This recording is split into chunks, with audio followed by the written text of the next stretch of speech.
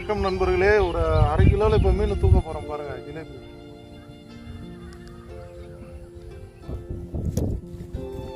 எங்கே வீடியோ எடுக்கும் போது தான் அந்த குட்டி குஞ்சன்லாம் மாட்டுவான்.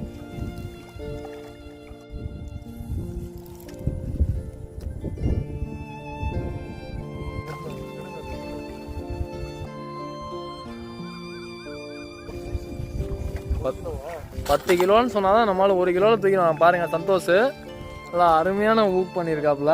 நல்லா சைஸாக மாட்டிருக்கு. எல்லாம் பாருங்க நல்லா கட்லா சைஸில் ஏற்றிருக்கான்.